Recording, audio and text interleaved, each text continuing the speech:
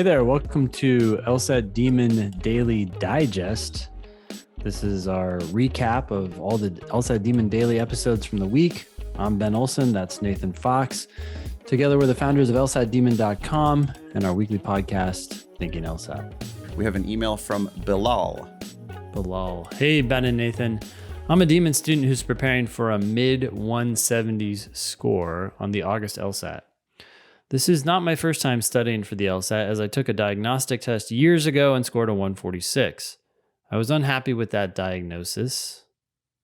Oh, okay. So I busted my ass during studying with 7th stage and got to the 165 to 171 practice test range. But I wasn't able to break through that plateau, so I gave up. Cringe. That's what Bilal wrote.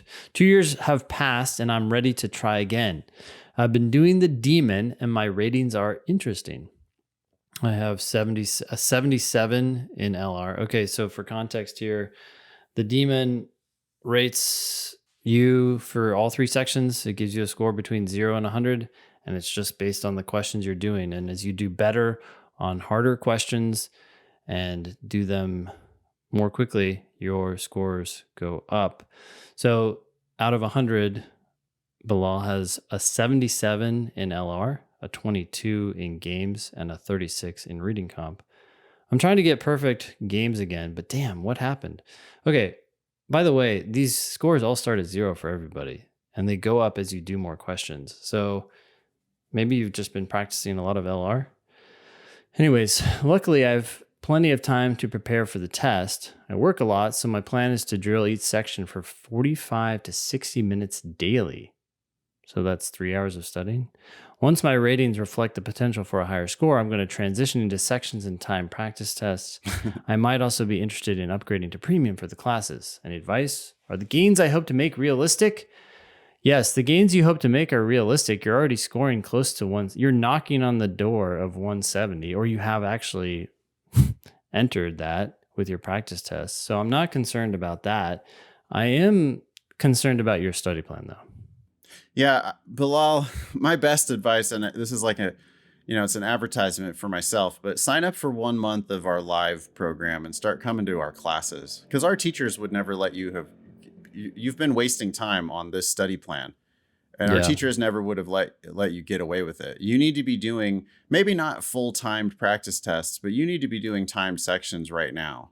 I mean, you've scored 165 to 171 before. Why the hell aren't you doing timed sections? Side note, and this is not necessarily intentional, but if you do a time section, your scores in games and reading comp will bump up a lot faster. Because if all you're doing is drilling, the drilling tool is taking you through easier questions, and as you prove yourself, it's going up. But when you do a time section, you can immediately prove yourself on harder questions because the time section has level 5, level 4 questions in it. And if you're doing that well, it's going to recognize that and be like, okay, well, you just did really well on those harder questions, so boom, your scores are going to jump up. It honestly looks like you've just been drilling mostly logical reasoning. I'm not sure. Yeah. Start doing timed sections. If you're studying for 3 hours a day, then you can certainly do one timed section as part of that 3 hours every day. Absolutely. Rotate through games, LR, RC, games, LR, RC. And thoroughly review all of the mistakes you're making. I think you'll see your ratings go up immediately. Not that ratings really ultimately are what we're going for. We're going for a higher LSAT score. You can also merge the section scores together to give yourself a full practice test score so that you can watch your progress on the 120 to 180 LSAT scale. But the thing I really want you to do, Bilal, is come show up in class and talk to us, because if you're doing this wrong, then you're doing a million other things wrong. And your time is your most valuable resource, but right now you're wasting time. You're working real hard, but you're just not efficient enough in your study time. And I don't know what you're doing wrong until I talk to you. You're probably doing wrong things on questions. You're doing wrong things in your approach to games. You're doing who knows how many different tactical and strategic errors you're making. And so a lot of people do this. They start with basic, and then they're like, well, I'll upgrade to live closer to the test. Yeah. But I would rather you do just 1 month of live. Come to as many classes as you can. say hi, like if you can, comment in the chat, turn on your camera, make a comment, like really like engage with all of our awesome teachers. Because if you come hang out with a bunch of badasses who all scored in the 170s, you're gonna find those breakthroughs, I think, a hell of a lot faster. Then you could go back to studying on basic by yourself for as long as you need to. Yeah. But come say hi is my best advice. And by the way, I do have free classes every other Thursday. I do my study group. That's free on Zoom. All you need is a Demon free account. So everybody is invited to that class. 4 p.m. Pacific, 7 p.m. Eastern. And Bilal, you should be at that too. If you haven't already, you should come to that and engage. Hey there, welcome to LSAT Demon Daily. I'm Nathan Fox. With me is Sara Kamouni. Sara is an LSAT Demon teacher. She's a Harvard 1L. How you doing, Sara? I'm doing well, thanks. It's coming up to the end of our second semester of law school, and I'm still here, and that's all I can really ask for. How are you doing? I'm doing great. We were catching up just a little bit before we started recording, and you said things like the 1L year. You said it felt like it was, or the first semester anyway. You said it felt like it was a hazing ritual, and you said you felt like you were inside a blender. Why don't you talk a little bit more about that? Yeah, I think what I was trying to express is that it is a lot of work all the time, and it really, really feels like a test of how much you want to be there, to be honest. So definitely not a decision to be undertaken lightly. I can still say at this point that I'm enjoying myself and I'm really happy with my experience so far, and I don't have regrets, but I think my work-life balance has regrets on my behalf, because man, I don't even know if I've ever worked this hard, ever, for any reason, like not in a full-time job, like not in any other context where you're just constantly having to operate at such a high level all the time. Can be very challenging. Yeah. Yeah, it's like you have to take the words as seriously as you take them on the LSAT, which is like almost the only lesson of the LSAT is read it carefully and understand what it says. You have to like really understand these words. You have to read them and figure out what they mean. Law school is like that. And you're learning all this weird arcane legal mumbo jumbo that has evolved over hundreds of years that may or may not make any sense in and of itself. And you are expected to understand it and memorize it. Yes, I think between personal jurisdiction and the rule of perpetuities, those are two memorable low points for me. And on your point about the careful reading, there was one point last semester in our criminal law class, and to quote my professor directly, she said, "The best reader wins," right? I think we were talking about like statutory interpretation or something. And I was like, man, I wish Nathan was here to hear this. But yeah, it's, I will say that sufficient and necessary comes up quite a lot. Oh, all the time. I like constantly you would see just court opinions where the judge, whoever was writing the opinion, is like confusing sufficient for necessary or calling someone else out for confusing sufficient for necessary. It's just like a super common. Yeah, there was when we were, I think last semester in torts, talking about, I wish I could remember exactly, but talking specifically about causation, like multiple sufficient conditions was a theory that came up,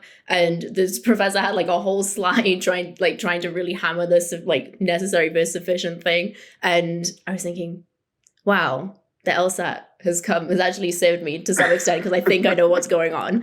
Well, yeah, I mean, they have a fetish. The LSAT has a fetish for sufficient and necessary conditions for a reason, which is you have to understand that shit.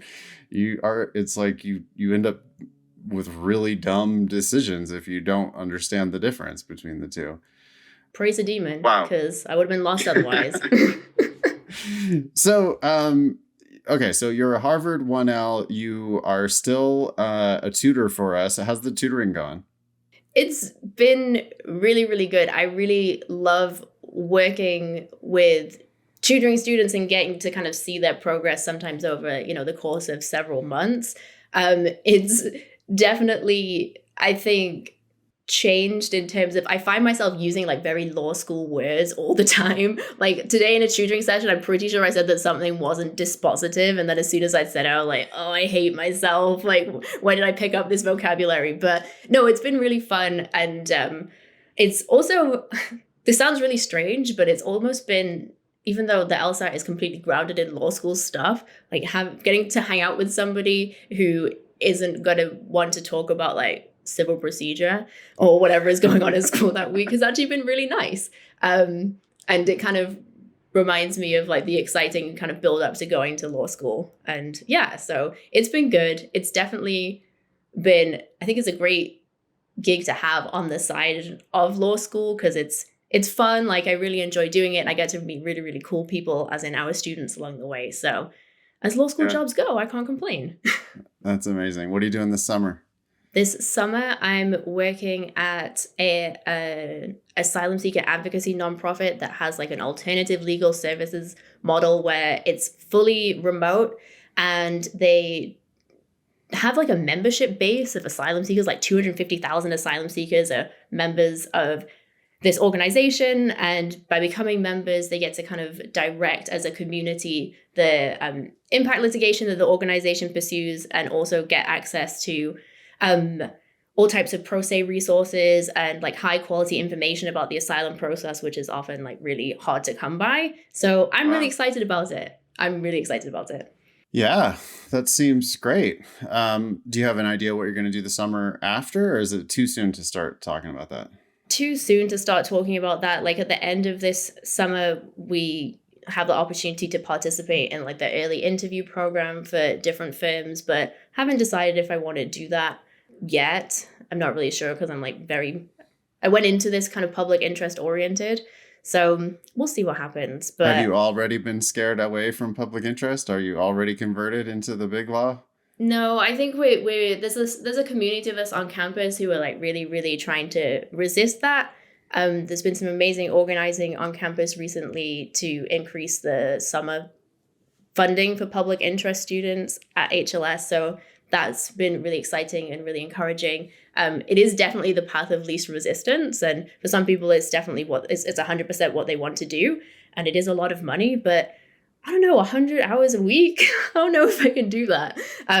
So I wouldn't say, I think there was a moment last semester where that kind of seemed like it might be my path, but I have kind of like-minded public interest folks around me. And I think one of the great things about our school is that, you know, there's a decent amount of public interest support there. I think like opportunities to do the type of work that I went to law school to do is still going to be available to me. The financial part is kind of hard, but I guess we'll watch this space. If I can avoid going into big law, I will try and avoid that as much as I can. You qualify, if you do end up working in public interest, you're going to qualify for whatever Harvard's assistance programs are for that. There's a loan repayment program that is actually, I think, one of the better among like peer schools. So that's something to think about as well. The reason I'm being all kind of like blah about is because honestly, among all the law school stuff, not a lot of time to really think through the exact contours of what the next couple of years are going to look like and all of those types of things. But yeah. Cool. Well, I was going to say you have a lot of time to figure it out, but you and I both know that that's not really that true because everything sneaks up on you. I will say that time seems to go really like much faster in law school. I don't really know why, but I'm shocked that it's April. Yeah. Part of that's just getting older too. I mean, I've noticed just the older I've gotten, the faster time seems to go, but law school certainly will do that to you when you're busy. Time is going to be flying. Wow. Okay. Well, big news last couple weeks has been U.S. News. Oh my God, released their new rankings, and Harvard for the first time that I can remember is no longer ranked in the top 3 of U.S. News and World Report. Of course, it's now number 4 in the law school rankings, with Chicago jumping up and taking a spot inside the top 3. What's the word on Harvard Law School campus about that? Yeah. I mean, I think the first thing to say is there isn't really. I think the only reason I know about this is because I'm embedded in like the LSAT prep universe to some extent. I found out about it from Matt, basically. Like when he posted in our Demon Tutors Slack channel, I hadn't heard about it, and I haven't really heard anybody talking about it. So I'm guessing that there's probably more chit chats in the admissions side of things, but I mean, I think I can't speak for the entire student body, but I think my take on it is I'm still at school having the experience that I want to be having. I'm not particularly worried about it. If there are substantive, I'm using another law school word, but if there's like, real concrete reasons why they slipped in the rankings, and there's, things that the HLS administration can do to, improve students' experience, then I hope they do those things. But overall, I don't think it's really had too much of an effect on anybody at school. Like, I don't think anybody's thinking, oh God, I'm not going to get the job that I want anymore, or, my resume isn't going to have the same impact as I thought it was going to have, those types of things. I really don't think that's on anybody's mind, to be honest. And, all the schools around it are incredible schools. I think everyone is always going to be, there's always going to be some, maybe someone goes up one, maybe someone goes down one. I don't know that it really means too much, to be honest. Yeah. You're still at Harvard actual law school. I mean, whatever U.S. News ranks you, you're still at Harvard Law School. Yeah, and it's like, I think that, I mean, especially, coming from the UK, like I think there's international recognition with our law school that isn't necessarily there with other law schools. So in terms of the international students that we have on campus, I don't think much changes in that respect. And I think like fundamentally, like I chose to go to Harvard, firstly because, I mean, yes, it's Harvard Law School, but also because there were specific experiences that I wanted to have, specific professors that I wanted to work with, things like that. And I'm having those experiences. Like what I wanted is come to fruition. And yeah, I don't think I'm not personally losing sleep over swapping places in the rankings with Chicago, and I really don't think anyone else is. You don't know anybody who like turned down Chicago to go to Harvard and now they're super pissed off about it? No. I literally, I don't think I've heard anybody talking about it at all, at least in my section, right? Because we're broken up into sections, or maybe I'm just not getting the full picture here. But as far as I'm aware, like in our section, we all have a really good time, and we all really like it, and we all have a great time learning with each other. And yeah, I know people who did interview at Chicago, but I don't think there's any like, oh God, I picked the wrong school type situation. Yeah. Well, you guys are smart enough to know that the rankings do come out every single year, and they always change every single year. It's like they have to make some changes in the rankings in order to get people to talk about the rankings almost. And so, the fact that they switched this year, they could easily switch back next year anyway. So what does it all mean? Probably nothing. Yeah, I mean, I think I don't totally know the exact criteria that they're using, but exactly as you say, like if the rankings just stuck the same all the time, maybe people would stop paying attention to them. I don't know if it's just, so they have to make themselves relevant. I have no idea. Yeah. But I think fundamentally I would be encouraging people who are listening to this podcast not just to select their law school based on, what they think its prestige is or whatever. Like fit, I think, is really, really important with a law school. And I know that, for example, like if I hadn't had some of the experiential opportunities that I've had in my first year at HLS, like doing Harvard Defenders is like an on-campus student practice organization where we do like public defense work, as the name might suggest. And that's something that is pretty unique. And I've been able to work with really, really great, intelligent, like-minded students. And when I think about that type of experience, like that's the type of thing that you should be thinking about when you pick a law school. Like, where am I going to be happy? Where am I going to do work that I want to do? Where am I going to learn things that I want to learn? As opposed to, man, I really like the look of this school, but like this one is a few things higher up in the rankings. So I'm just going to go to that because I think it's what I should be doing. I mean, like, it's maybe giving blanket advice like that isn't a good idea, but I would stress that fit is, definitely something that people should be thinking about, as well as just this like numbers game situation. Yeah. Thanks. Really appreciate that. What's your, so let's see, it's Sunday approaching 6:00 in the evening. How many hours of studying do you have left ahead of you tonight?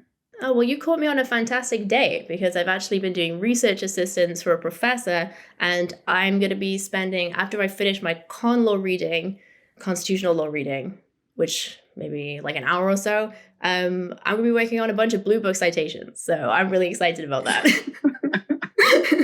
That's what you're doing tonight. That's my evening plans. Wow. Yeah, like I was saying before, when we were catching up, law school not consistent with friendships, fun, all those things. I'm kind of joking, and I have been lucky to meet really, really cool people at law school, and we do have a lot of fun, but yeah, a lot of work. There's always something to be doing. It just never stops. We have an email here from Zach. It says, hey guys, thanks for building a great program. In the course of my studying, one of the issues I find myself having with the games is the initial setup. I mean, you and literally everyone else who starts with the games, right? It's just like, where do I get started? How do I peel this orange? Mm-hmm. I can't get any kind of purchase on it. What's going on? So yeah, the initial setup is everything in the games. More often than not, Zach says, if I find that I did awful on a game or ate too much time on only one game, it usually started with my initial setup. And yeah, I mean, that we're going to say, yep. You got to build a good foundation. Yeah. I mean, it's great that you're recognizing that, Zach, because a lot of people don't, I think. They're just like, well, these questions were really hard.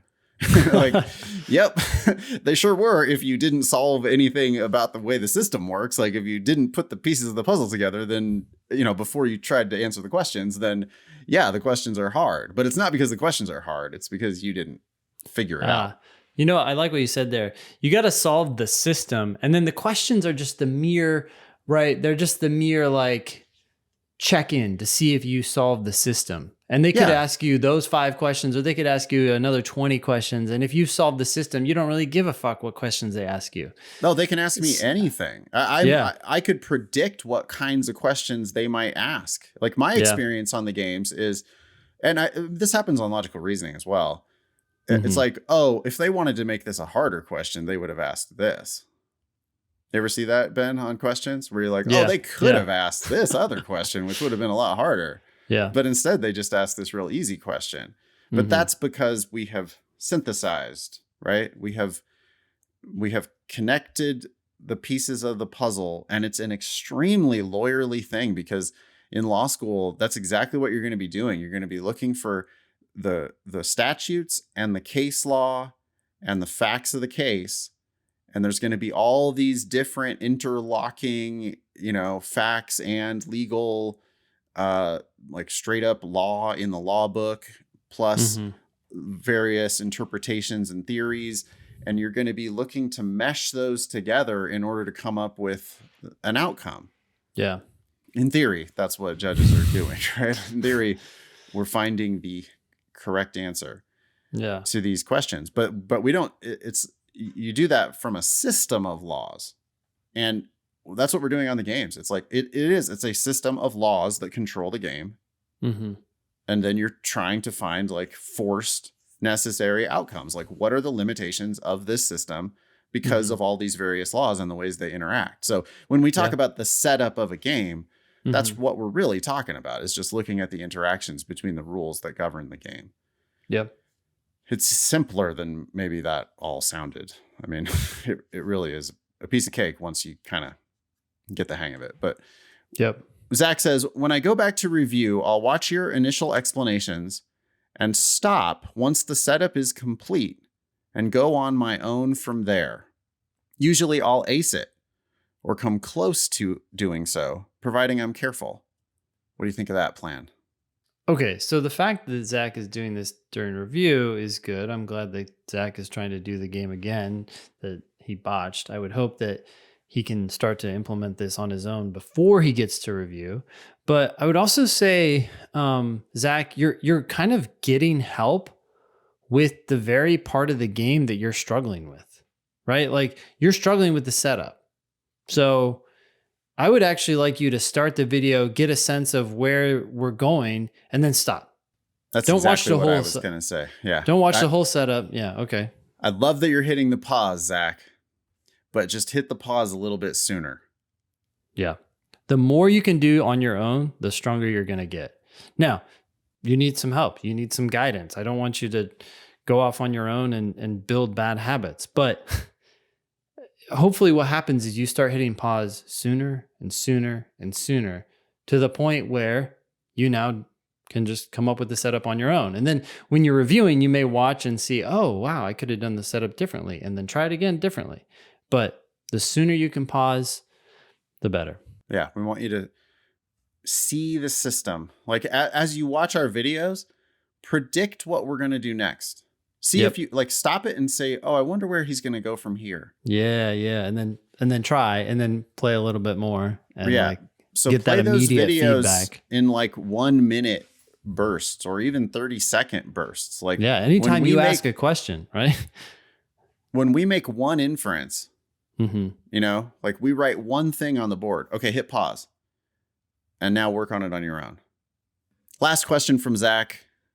Would you recommend just drilling logic games more frequently to build my foundation a little better? I mean, I don't know how much you're drilling right now, but yeah, I would drill like, I hope you're studying, doing actual LSAT questions for at least an hour a day. And so right now, if you're only doing that for 30 minutes every 3 days, then yeah, you need to drill more. Or do time sections. I actually don't really care, but most people would benefit from going back and forth. The logic games, I mean, I don't know if he really means drilling like the drilling tool in the Demon. He might just mean doing logic games. To the extent that you're asking, yes. Would you recommend just doing logic games more frequently? Yes.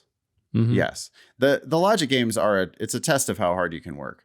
There are 100 practice tests with 4 games per test, which means we have 400 games right now to work on.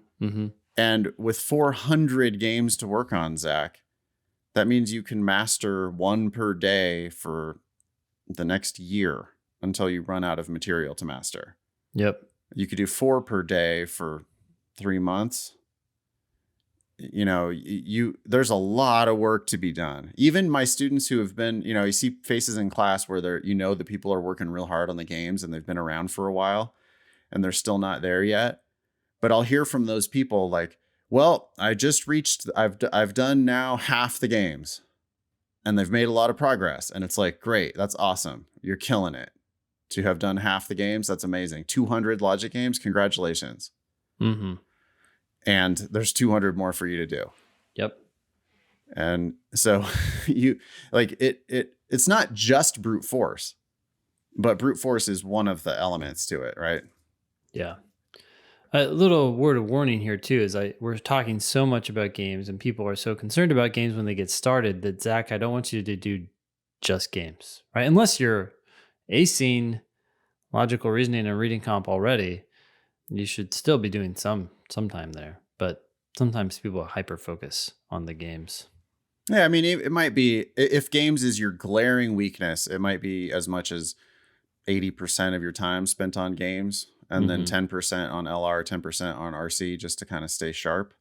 But don't let go of that too, right? Because like it's just like you want to be in, and there's going to come a point, right? As you keep studying, your games are going to get better. And sometimes I think people are not aware of that. It's like their games pass their reading comp or their logical reasoning ability, and they just keep going with it. They're like getting the dopamine from that progress. And it's like, okay, cool. Well, let's not get out of the habit of doing these other sections. Yeah, stay balanced. Yep. I have an email here this is going to be a little bit of a different show, just me. And I'm going to read a couple of lengthy emails. I'm going to start with a shorter email from one of our listeners, Alondra, who says, "Hi, I've been binge watching your podcasts and they have helped me a lot. By listening to your podcast, I could already see what I was doing wrong and why my previous studies have failed. For example, tutors I have had in the past told me to read the question first and then read the passage, or to quickly skim passages to get a general idea and move to the questions quickly. And with this advice, I would score around the high 140s. However, I recently found out that I'm dyslexic, and I have been my whole life. I always thought everyone had trouble reading the same way I did. Unfortunately, I found out I was dyslexic when I was at the end of my undergraduate journey at UCI. I'm guessing that's UC Irvine. And I ended up with a GPA of 3.7 and not around 3.9 as I had hoped. My question is, should I retake a practice LSAT with the extended time accommodation I have received to know my real starting point and from there start studying? Or do I automatically start reviewing lessons and take a practice test later on? Also, do you have any extra helpful tips for people who are dyslexic? Thank you so much." Again, that's from listener Alondra. Alondra, thank you for writing in. First thing is, if you're accommodated for dyslexia or anything else, if you've gotten your official accommodations approved by LSAC, then you should start practicing. All your practice sections should definitely be with those accommodations. It's critical that you practice the way you're going to play on game day. So 53 minutes is a game changer, or 70 minutes if you've got double time. It makes a world of difference, and you should definitely start practicing with that extra time if you are granted it. I don't know anything, Alondra. Well, I didn't know anything about dyslexia, but I want to learn. And so I talked to Demon staff, and I ended up getting 2 emails, one from the family member of a Demon staffer, one from a Demon student who will be applying in the upcoming cycle. And they both had some helpful advice about dyslexia. So this is advice for dyslexic LSAT students from a student with dyslexia and from she's actually a teacher with dyslexia. I'll start with the teacher. This is not an LSAT teacher, but it says, "I was diagnosed with dyslexia when I was in about 3rd grade, so I have my lived experiences with it. I'm also an elementary school teacher who on a daily basis helps students with a variety of learning disabilities. The first thing I would say is don't be shy about requesting the help you need. I know people who have dyslexia and have gotten approved for extra time on the LSAT. I'm not sure about the actual bar exam though." So there's Alondra, you've already gotten your accommodations for the LSAT. That's great. You might want to call your state bar and talk about what the accommodations look like at that point, just for your own knowledge. "I see it a lot," says this elementary school teacher with dyslexia. "I see it a lot that people either don't have experience trying to get their needs met, or they think the chance is so small that they don't try. I also know people who feel badly about having extra time on the test. The reality is, dyslexia is a learning disability that essentially slows down the processing time of your brain, and receiving accommodations you deserve just puts you on an equal playing field as with everyone else. When it comes to studying and preparing for tests, I personally always had a much harder time getting ready for tests and presentations, etc. Anything that involves memorizing facts and data are hard because my brain mixes up numbers and letters on paper and in my head. What I've learned is that I can't get by with memorizing the information. I truly need to learn it." Good news for you, Alondra. The LSAT is not even a test of memorization anyway. So it's a test of like practicing a skill. So get really good at the skill of essentially playing the LSAT. It's like it's a game, but it is not a test of memory at all, which apparently is good for people with, or at least one person who is writing in with dyslexia. "I'm sure as a future lawyer, it would only benefit those studying for their test to actually learn. Yeah, that's what we're all about, is really learning the LSAT. So that's good news, I think, for you, Alondra. I always found ways to connect things to my own life so it would stay meaningful and make sense to me. My goal of studying for a standardized test was always to get to the point where I could answer questions logically and the correct answer would make sense.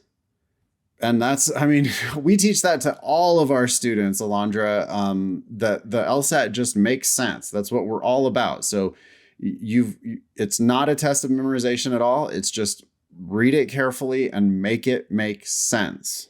So this correspondent with dyslexia says, if I was able to build a deep enough understanding of the content area, I could figure out the questions I didn't have memorized. Yeah, and again, there is nothing you can memorize on the LSAT. It really is only just practice and get so good at the LSAT that you can figure them out. Something I often work on with students is mindfulness around standardized tests. And I think that goes a long way for those with dyslexia.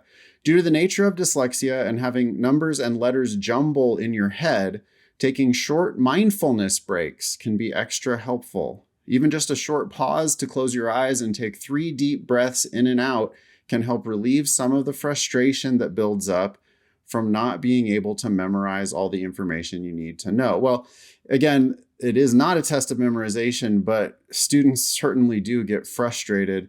So this also is a tip that would apply to anybody. I mean, taking a break, taking some deep breaths, that sounds like excellent advice for everyone, but this is specific advice for test takers with dyslexia from a teacher with dyslexia. So try the mindfulness thing, Alondra.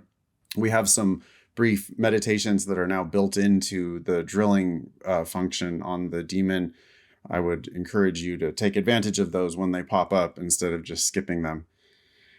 Okay, this email's almost done. I am not sure if this will help anyone, but I do want to say to anyone out there with dyslexia or another learning disability, I know how much harder you have to work to get to the places you want to go, but don't give up.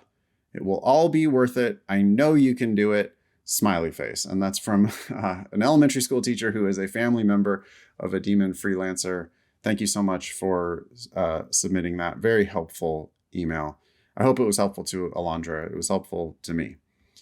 All right, we got one more email here. This is from a Demon student who's applying this cycle, who provided some helpful points. Okay, 1, know your diagnosis. The DSM-4 was used to diagnose mental conditions until it was replaced by the DSM-5 in 2013. If your diagnosis was pre-2013, it may be worth being evaluated again. Treatments vary. And then we have a link that we'll post on the show notes. So this Demon student says, I was evaluated at age 10 and then again at age 29. Over those 2 decades, my diagnosis changed, and I had developed several habits that newer treatments have helped replace. Good sleep is critical, he says. I run my own business, I have academic responsibilities, and I have a kid. If I can prioritize my rest, anyone can. Get your rest. Okay, so 2 tips in one there. Know your diagnosis and get your rest. Second tip, if you're concerned or unsure whether you have dyslexia, talk to your doctor about seeing a qualified professional ASAP. He says, but before you do that, talk to your insurer. The evaluations are expensive and they aren't always covered, especially if you're on Medicaid in your state. Next, he says, call your doctor for a referral, then get an appointment scheduled somewhere, preferably somewhere that they take your insurance. He says, I emphasize somewhere because the waiting lists at neuropsych facilities can get long. My neuropsych facility forced me to schedule 3 months out. If you're in a rush to make a deadline and you can afford it, you might also consider paying out of pocket to get evaluated somewhere more convenient. But for reference, my evaluation, he says, was $980. Jeez. So, okay, there could be, if you're not yet diagnosed, properly, it could be a bit of a long haul there, and you want to start making phone calls and appointments sooner rather than later. Our healthcare system, of course, is such a mess. It might be real hard to get this covered.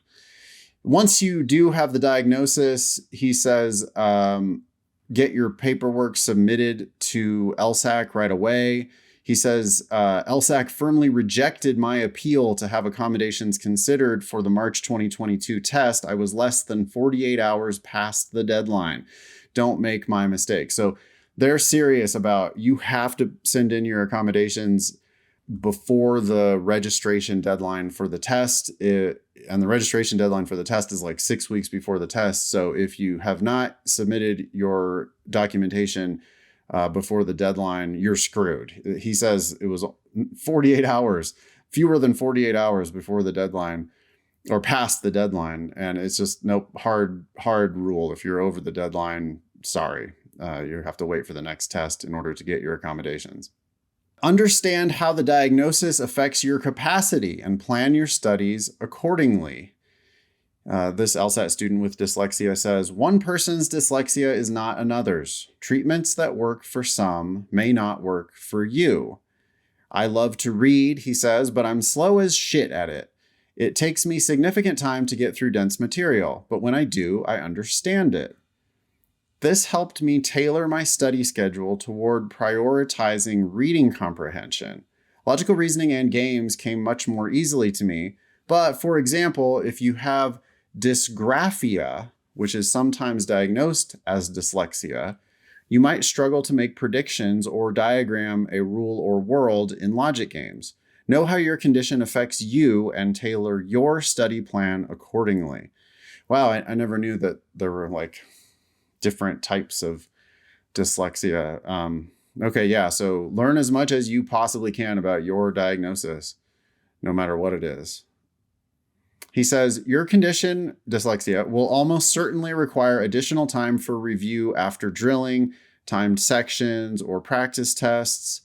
He says, Nathan's 1 hour LSAT from the Demon Lessons, it's a blog post that I wrote a while back about how to structure your time if you were going to give it 1 high quality hour every day. He says that turned into 2 hour LSAT for me, and it paid dividends. Dyslexia is not an excuse to suck at using your calendar. Manage your time wisely. All right, this is coming from a dyslexic LSAT student telling you it will take longer and you shouldn't make an excuse of your dyslexia. You're going to have to manage your time better than most. All right. He says extra time is helpful, but it won't fix a poor understanding. He says, you've presumably got the extra time you need now, whether that's 53 or 70 minutes, great. But if you're still struggling to understand the test, the extra time will only help so much. Don't let your condition become a crutch for understanding the material. You still have to develop the skills to master the test. Set your demon time settings to match your accommodations, start practicing, focus on the question in front of you, and get it right. I endorse that idea for all LSAT students. I'm just not about giving you tips and tricks and trying to help you game the test without understanding it. You have to understand the LSAT. Really no excuses or shortcuts for that.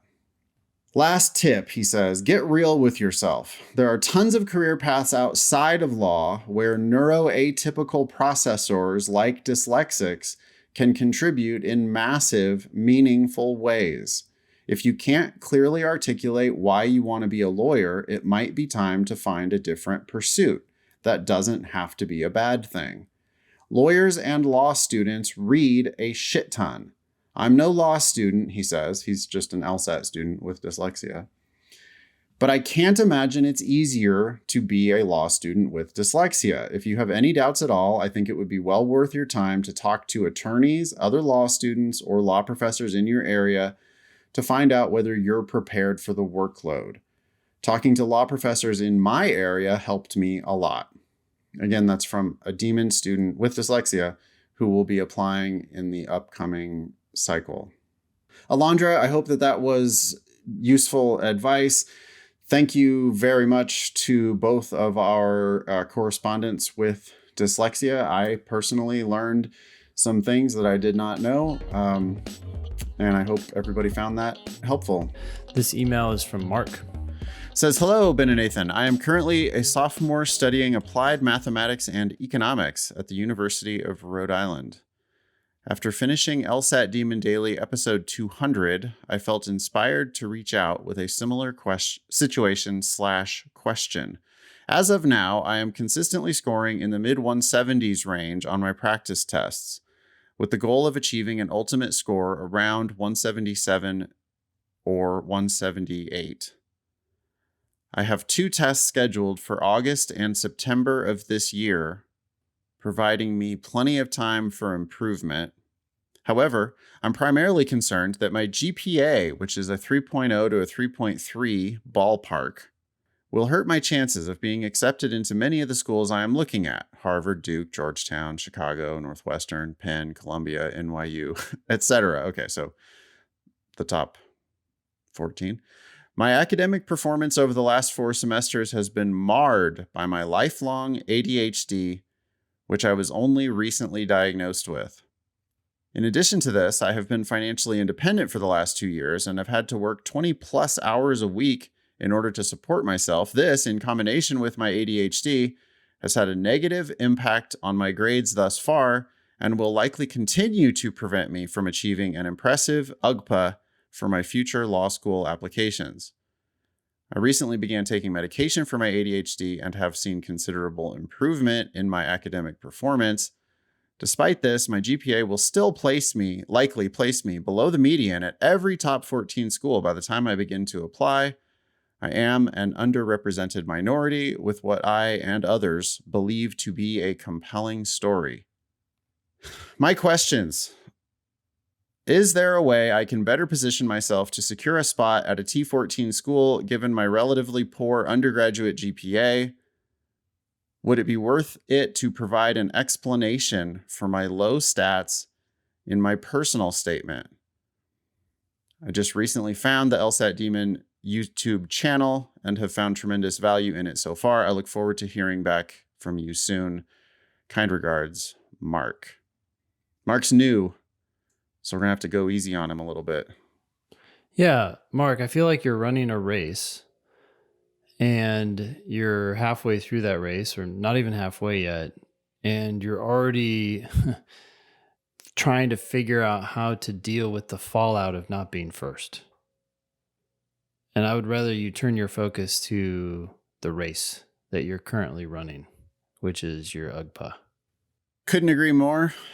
I don't think you should be studying for the LSAT right now. We want you to be getting straight A's or not studying for the LSAT. You're trying to do too much at once. You're in school and working 20 hours a week and trying to study for the LSAT. The LSAT seems to be, for you, the easiest component of all of this. You're already in the mid-170s. It sounds to me like he thinks he's probably has to apply right away or something, go straight from undergrad right into law school. Mm-hmm. But you're going to end up killing your chances at these top schools with your low GPA. I mean, I know somebody who just got into Harvard with a 3.0. It's like barely over a 3.0 and a 178 and is now in at Harvard. Mm-hmm. But that's the back door. And we don't want you sneaking in the back door. We want you going in through the front door if possible. The one thing I hated in this that I really wanted to talk about, just the work in combination with my ADHD has had a negative impact on my grades thus far and will likely continue to prevent me from achieving an impressive UGPA for my future law school applications. Yeah, we can't do anything about the past, but we can do a lot about the future. You need to start questioning your assumptions. Yeah, he's throwing in the towel on the rest of his undergrad career. I'm worried that the grades are going to slip even lower than, it's kind of strange that he reported 3.0 to 3.3. That's a pretty wide range. The GPA, like what? 3.0 is a B, 3.3 is a B plus. Like, what is it? Are you close? Which one is it? Yeah. And this idea that like, you know, think about the question he's really asking is something that we get so commonly, which is, how can I better position myself? Would it be worth it to provide an explanation? Yeah, you can write an excuse for sure. But I don't think you want to mention ADHD in your excuse, because then they're going to think you had extra time on the LSAT, which, by the way, you should have extra time on the LSAT. So hopefully you're reporting your scores with your accommodations. I mean, lifelong ADHD, that's a no-brainer. Apply for accommodations and get extra time on the LSAT. Absolutely. But if you then disclose that in an addendum, like, well, the reason why I got poor grades is because of my lifelong ADHD. Well, what? You're not going to not have ADHD when you go to that school. Mm-hmm. I would say, you know, you're medicated now. You say that's helping you in your academic performance. There's one thing you can do that will make that actually impact the schools, which is get fucking straight A's now. If you get fucking straight A's now, then you might be able to write a thing that says, I had lifelong ADHD and I never got medicated until my sophomore or junior or whatever it was year. And from that point forward, I got nothing but straight A's. Yeah. Then the excuse can explain something that was in the past. If the excuse just becomes, this is a reason for my past and present bad grades. Right. Then it just becomes like, okay, well, then that's going to continue to be an excuse for your bad grades in law school. Right. And here on out. Yep. As far as your compelling story goes, I'm sure you do have a compelling story, Mark. That's great. That's a feather in your cap, but that can only help on the margins against other similarly situated applicants in terms of LSAT and GPA. If that weren't a fact, then the law schools would have much wider ranges of LSAT and GPAs reported on their ABA 509 reports. So, you know, these people, did you see where he said, and others also believe that I have a compelling story? Mm-hmm. Let's say, who is that, Mark? Is that like somebody at a law school? Because every law school counselor, every law school admissions consultant, every law school admissions person, they're going to tell you how compelling your story is because they want you to apply. They just want your application. And then they'll decide whether they're going to admit you or deny you. But they want your application. So they're trying to make you feel good about yourself. Oh, don't worry about the bad. You know, the grades. Yeah, I mean, boy, you should really do as good as you can. But, you know, you've got a very compelling story. It's like, yeah, well, you can make that story a hell of a lot more compelling if you start getting straight A's right now. Yeah. And if that sounds impossible, then my question would be, well, then how are you going to do in law school? What's going to change? I think Mark is operating within a lot of assumptions, and I want to kind of address each one of them. So one appears to be that he needs to graduate within 4 years, right? And therefore, to do that, he has to take a certain number of credits, and to pay for that, he has to work a certain number of hours per week, and he also is assuming that once he graduates, he's going to go to law school, so he's got to take the LSAT now. It's like, well, you already talked about it. He doesn't need to take the LSAT before he graduates. He could take it after he graduates and then go to law school a year later. He doesn't need to go to law school right away. He doesn't need to graduate within 4 years. So if you have to work, and that's a question too, that's an assumption that I would ask you to really think hard about. Can you make this happen with fewer hours of work? But if you really have to work, okay, well then what other things can give? And maybe the number of credits you're doing per semester can give. You can do fewer and then do better on them. Granted, you may need to stay an extra semester, but that extra semester may give you just enough time to now start knocking out A's as opposed to getting A minuses or worse, right? Or B's. I mean, given the projections you're giving yourself right now. And he's in a probably hard, you know, it's a math. Yeah. It's a science-y kind of a major. So like, it's not like we're saying it's easy. Oh, he's a sophomore. You know, he's got like 2/3 of his undergrad ahead of him still. but he's Yeah. already like, he's just given himself this excuse of like, well, I'm going to have low grades. Yep. Well, then why are you in school? Like, you shouldn't be in school getting poor grades. You should be getting straight A's. You need to be killing it in school. Otherwise, you're not getting your money's worth. Yeah. I mean, that's another idea. Pause school for a semester. But don't Work use and that for save the up money. LSAT. Yeah, no. You work to save up money or whatever it is that's constraining you, right? Also, I think he talked about getting extended time on the LSAT, right? Well, he has to be. He's actually medicated for ADHD. That's So- a kick-in accommodations. Yeah, so if you haven't done that, get extended time for the LSAT, but not only for the LSAT, actually don't even worry about the LSAT right now. Yeah. Get extended time for all your exams in school. Yeah. Like Start what? advocating for yourself There's right so now. many things you can do. Get the book by Cal Newport, right? How to Get Straight A's. Get the extra tutoring on campus. Mm-hmm. I bet that there's an academic resource center that has like extra special tutoring slots for people with ADHD. I love the extra time on exams idea. Anything that they'll do for you. Yeah. Anyways, hyper focus on your grades and start questioning a lot of assumptions that you're making that are hurting your grades or the time you can spend on them.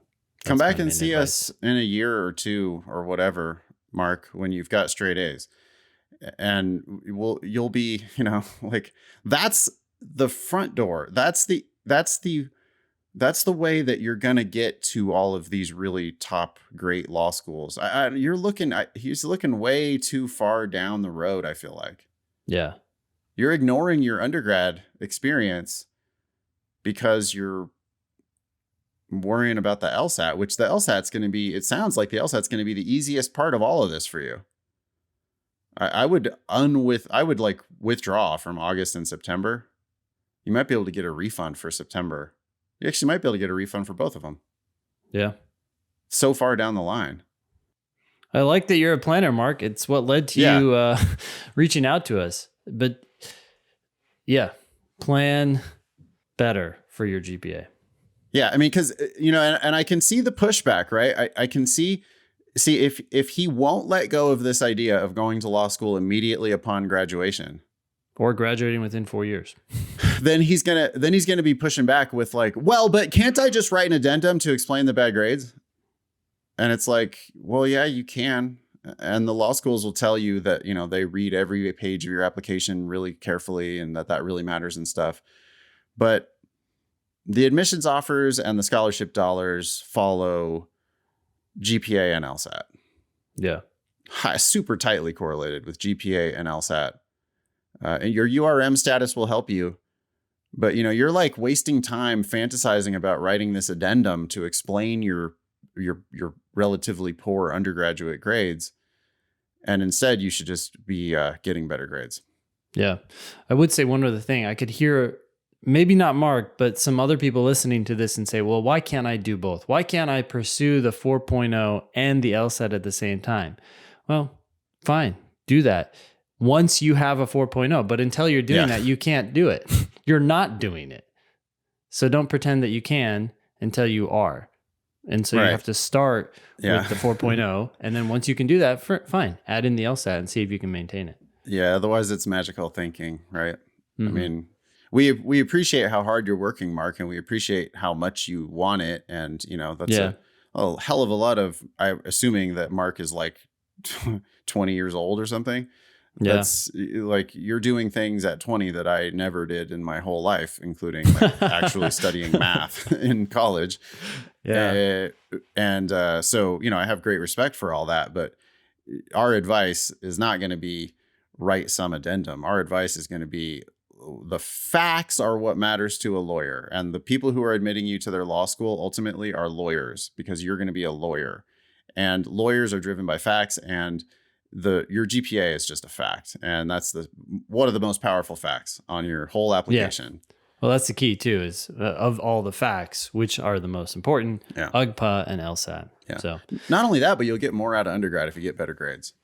Yeah. Think about everything else in his application. He'll have like better letters of recommendation. He'll have tighter connections to these people who might be able to help him in some future career. He'll be better prepared for law school, period. It's like, Yeah. okay, I pulled out a 4.0 at the end of my, in the last 2 years of my undergrad in applied mathematics and econ. Law school, it'll Yeah. be different, but it won't be as challenging. That's a great way to think about it. Mark, you need to learn how to kick ass in school. And so you can use these undergrad classes as a proving ground, training ground for law school. Law school is going to be harder than your undergrad. Like I was just talking, Ben, to Sarah. Our Sarah was on the Harvard Sarah. Yep. Mm-hmm. It was on a daily episode with me. And she was talking about how she's never worked this hard in her whole entire life. Yeah. She's a 1L at Harvard. And it's like, to get into Harvard, you have to bust your ass. And she now is like, I just had no idea what hard work was. And I've heard that from other people at top law schools. Yeah. So, it's like people think they're going to just, all I got to do is just get in. No. You need to become an academic killer because you're going to be doing battle with nothing but academic killers. Yeah. Start seeing yourself as a gladiator, an academic gladiator. Stop seeing yourself as someone who's, sliding in, as you said, the back door. And because the prioritization is a skill, right? Like I think that's what people don't realize is that that's part of it. In fact, it's probably a huge part of it. To be able to prioritize and say no to the things that are keeping you from getting the A. Yeah. Like, in Mark's email, he's providing multiple excuses, right? It's the ADHD, but it's also the working 20 hours plus per week. Yeah. Well, okay, then you need to start eliminating some of those things. And the LSAT's the easiest first one to go. Like, stop thinking about the LSAT. Stop thinking about your personal statement. Stop thinking about your personal statement. Stop thinking about your addendums to law school. And then we can start thinking about like potentially cutting down on work hours, taking fewer credits, but essentially just do whatever you have to do to get an A in every class. Ultimately, that's what it comes down to. Yep. Thank you, Mark, for writing in. Anything else? That's it. Thanks for listening to the LSAT Demon Daily Digest. You can email daily@lsatdemon.com if you'd like to ask us a question or share some LSAT or law school admissions news. Thanks for listening.